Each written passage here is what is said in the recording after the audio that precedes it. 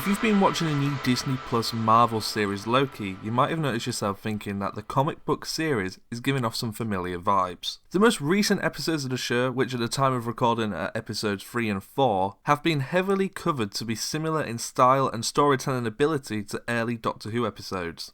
In particular, those written by former showrunner Russel T Davies and the 10th Doctor David Tennant.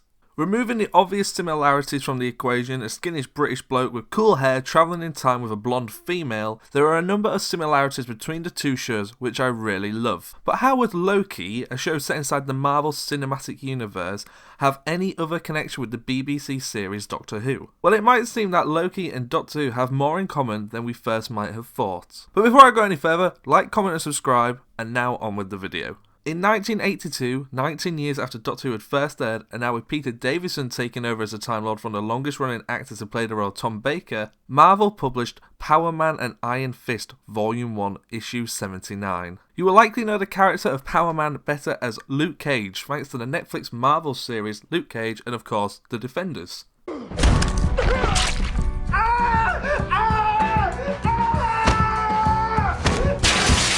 But another character that appeared in this issue of Marvel Comics might seem a little familiar. The Absorbaloff, that's right, played by Peter Kay in the Series 2 episode Love and Monsters.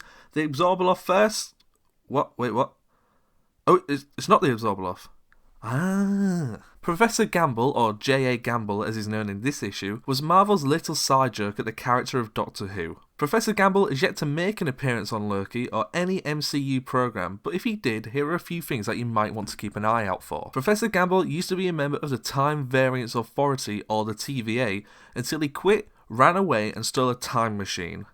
Sound familiar? Well, that's likely because when the Doctor ran away from his home planet Gallifrey in his first form, or well, what we believe to be his first form, he took with him his own time machine, a Type 40 TARDIS. It should also be noted that Professor Gamble's time machine also changes shape to blend into its surroundings, something that the Doctor's TARDIS used to do before it got stuck as a police public call box. Oh, and his time machine is bigger on the inside than it is on the outside. Whilst travelling in time, it wouldn't be uncommon for Gamble to bump into his arch nemesis, rogue TVA robots known as the Incinerators. Metal-like robots with dome-shaped heads.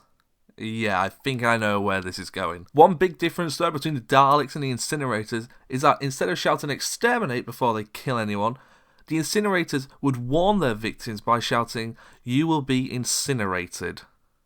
Okay, granted it's not that much of a difference, but let's just roll with it. Later, Professor Gamble travelled to Earth 616, where he wrote a Broadway play all about his own life. When the TVA showed up, they captured the actor playing Gamble in the stage show, believing him to be the real thing. Professor Gamble would also later travel back in time to Camelot and steal the Star Stone, which provided the material that was used to forge Merlin's blade. Before making sure that the stone was passed to the hands of Merlin, Gamble defeated the Anachronauts. The Anachronauts first appeared in Marvel Comics, but more recently the name has been used in Doctor Who audio plays by a company called Big Finish. If you're interested, Christopher Eccleston recently returned to play the 9th Doctor for the first time in 15 years.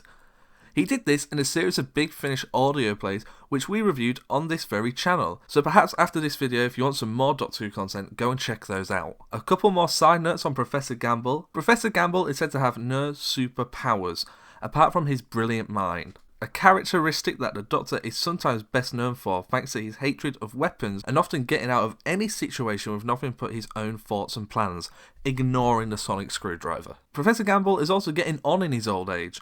With the Doctor being over 2,000 years old, Gamble does have some catching up to do with him only being around 95 years of age. With Loki still airing on Disney Plus at the time of recording, it'll be interesting to see if we get any hints towards Professor Gamble. Perhaps Loki will steal his own time machine or even run into the Incinerators. Let me know what you think in the comments below. Thank you for watching a Bigger on the Inside video. We have a huge back catalogue of Doctor Who videos for you to go back and enjoy, with lots more stuff already on the way. So if you can, subscribe and stick around.